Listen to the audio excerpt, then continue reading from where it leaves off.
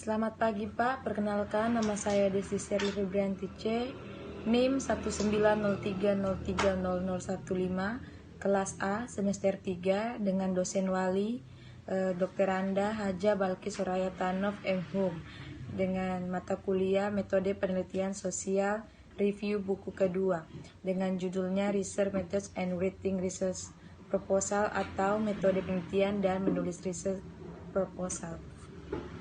Yang pertama, penelitian sosial. Meskipun ahli statistik dan penelitian sangat penting dalam menghasilkan hasil penelitian, spesialis mereka berbeda atau perlu diingat bahwa satu orang dapat melayani dalam dua kapasitas tersebut. Ahli statistik menghasilkan prosedur atau rumus statistik yang disebut algoritma. Penelitian menggunakan algoritma ini untuk menyelidiki pertanyaan dan hipotesis penelitian. Hasil dari upaya kerjasama ini digunakan untuk memajukan pemahaman kita tentang fenomena yang dipelajari. Penelitian ilmiah dapat didefinisikan sebagai penyelidikan sistematis, terkontrol, empiris, dan kritis. Dari proposisi hipotesis tentang dugaan hubungan antara fenomena yang diamati. Berikutnya karakteristik metode ilmiah yang antara lain, penelitian ilmiah bersifat publik. Kemajuan ilmu pengetahuan bergantung pada informasi yang tersedia secara bebas. Seorang peneliti, terutama di bidang akademik, tidak dapat memohon pengetahuan, metode, atau data pribadi dalam memperdebatkan keakuratan temuannya. Informasi penelitian ilmu harus dikomunikasikan secara bebas dari satu peneliti ke peneliti lainnya. Peneliti juga perlu menyimpan uraian hasil observasi atau data dan bahan penelitiannya agar informasi yang tidak terdapat dalam laporan formal dapat tersedia bagi peneliti lain atas permintaannya, atau merupakan praktik umum untuk menyimpan semua bahan penelitian mentah selama 5 tahun. Materi ini biasanya diberikan gratis sebagai rasa hormat kepada peneliti lain atau dengan biaya tambahan jika membutuhkan fotokopi atau bahan tambahan. Yang kedua, sains itu objek. Sains mencoba untuk mengesampingkan eksentrisitas penilaian oleh para peneliti. Ketika sebuah penelitian dilakukan, aturan dan prosedur eksplisit dibangun dan peneliti terikat untuk mengikutinya, membiarkan chips jatuh di mana mereka mungkin. Aturan untuk mengklasifikasikan perilaku digunakan sehingga dua atau lebih pengamat independen dapat mengklasifikasikan pola perilaku tertentu dengan cara yang sama. Misalnya, jika daya tarik iklan televisi sedang diukur, peneliti mungkin menghitung beberapa kali pemirsa beralih saluran saat iklan tersebut ditayangkan. Ini dianggap sebagai ukuran yang objektif karena perubahan saluran akan dilaporkan oleh pengamat yang kompeten. Sebaliknya, mengukur daya tarik dengan mengamati banyak orang yang membuat ekspresi wajah negatif saat iklan ditampilkan merupakan pendekatan subjektif, karena pengamatan mungkin gagasan berbeda tentang apa yang merupakan ekspresif negatif. Namun definisi ekspresif dan dari istilah ekspresi wajah negatif dapat menghilangkan kesalahan pengkodean. Berikutnya, sains bersifat empiris. Para peneliti peduli dengan dunia yang dapat diketahui dan berpotensi terukur. Empirisme berasal dari kata Yunani yaitu pengalaman. Mereka harus dapat melihat dan mengklasifikasikan apa yang mereka pelajari dan menolak penjelasan metafisik dan tidak masuk akal tentang apa yang mereka pelajari dan menolak penjelasan metafisik dan tidak masuk akal tentang peristiwa. Misalnya, klaim penerbit surat kabar bahwa penurunan tarif berlangganan adalah kehendak Tuhan akan ditolak oleh para ilmuwan. Pernyataan seperti itu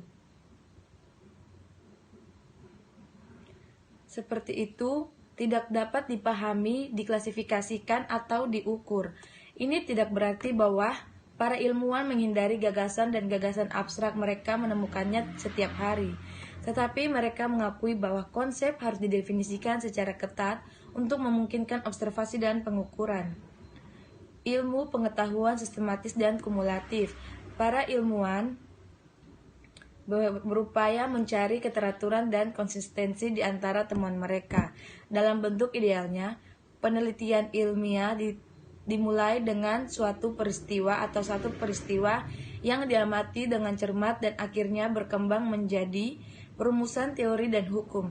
Teori adalah seperangkat proposisi terkait yang menyajikan pandangan sistematis fenomena dengan menentukan hubungan antara konsep.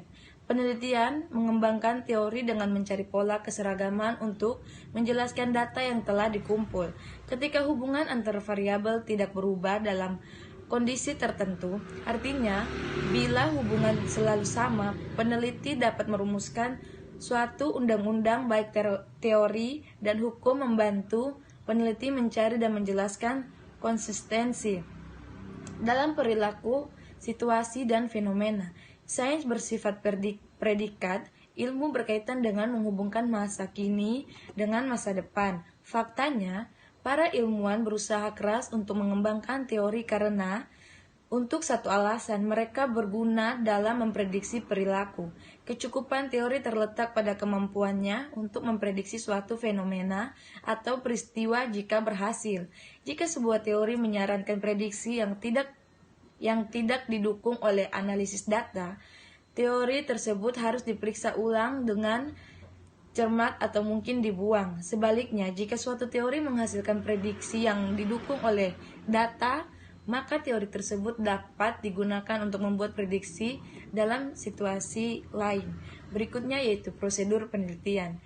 Penggunaan metode penelitian ilmiah dimaksud untuk memberikan evaluasi data yang objektif dan tidak biasa untuk menyelidiki pertanyaan penelitian dan hipotesis secara sistematis. Baik peneliti akademis dan sektor swasta mengikuti rantai prosedur pengembangan 8 langkah dasar.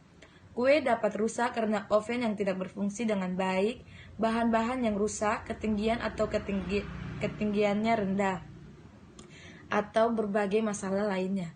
Proses penelitian dapat kita liput dalam 8 langkah berikut ini. Yang pertama, pilihan masalah. Yang kedua, tinjauan penelitian dan teori yang ada jika relevan. Yang ketiga, kembangkan hipotesis atau pertanyaan penelitian. Yang keempat, menentukan metodologi atau desain penelitian yang sesuai. Yang kelima, kumpulkan data yang relevan. Yang keenam, analisis dan interpretasikan hasilnya. Yang ketujuh, sajikan hasil dalam bentuk yang sesuai. Yang kedelapan, gandakan penelitian atau itu juga bila dibutuhkan. Yang berikutnya, sektor riset akademik dan swasta. Praktek penelitian dibagi menjadi 2 sektor besar, akademik swasta. Penelitian akademis dan swasta terkadang disebut sebagai penelitian dasar atau terapan. Namun, istilah-istilah ini tidak digunakan dalam teks ini karena penelitian di kedua sektor dapat bersifat dasar atau terapan. Kedua sektor penelitian sama pentingnya dan dalam banyak kasus keduanya bekerja sama untuk menyelesaikan masalah media massa. Penelitian sektor akademis dilakukan oleh para sarjana dari perguruan tinggi dan universitas. Ini juga secara umum berarti bahwa penelitian memiliki pendekatan teoritis atau ilmiah. Artinya, hasil tersebut dimaksudkan untuk membantu menjelaskan media massa dan pengaruhnya terhadap individu. Beberapa topik penelitian populer di bidang teoritis termasuk penggunaan media dan berbagai item yang berhubungan dengan media seperti video game dan sistem kabel saluran ganda, analisis gaya hidup konsumen, media dapat membebani konsumen, alternatif untuk sistem media saat ini, dan pengaruh berbagai jenis program pada anak-anak. Penelitian sektor swasta dilakukan oleh bisnis dan industri non-pemerintah atau konsultan penelitian mereka. Ini umumnya peneliti terapan, artinya Hasil dimaksudkan untuk digunakan dalam situasi pengambilan keputusan. Topik penelitian khas di sektor swasta meliputi analisis media dan preferensi konsumen, penelitian akuisisi untuk menentukan apakah akan membeli bisnis atau fasilitas tambahan, pendekatan hubungan masyarakat untuk memecahkan masalah informasional tertentu, pemikiran penjualan dan studi cita properti yang dimiliki oleh perusahaan. Berikutnya, prosedur penelitian. Saat melakukan studi penelitian, peneliti harus selalu waspada terhadap potensi sumber kesalahan yang dapat membuat hasil yang tidak benar. Fenomena yang memengaruhi eksperimen dengan cara ini merupakan sumber kerusakan dalam validitas internal jika hipotesis yang berbeda dan hipotesis saingan disampingkan. Peneliti dapat secara valid mengatakan bahwa perilaku tersebut berpengaruh dalam menciptakan perbedaan antara kelompok eksperimen dan kelompok kontrol. Beberapa model penelitiannya sesuai untuk semua bidang penelitian ilmiah, yaitu yang pertama, memilih masalah, yang kedua, review penelitian dan teori yang ada, yang ketiga, pernyataan hipotesis atau pernyataan penelitian, yang keempat, penentuan metodologi dan desain penelitian yang sesuai, yang kelima, pengumpulan data, yang keenam, analisis dan interpretasi data, yang ketujuh, penyajian hasil, dan yang kedelapan, replikasi. Mungkin itu saja yang bisa dapat saya sampaikan. Jika ada kekurangan, mohon dimaafkan, dan sekian dan terima kasih.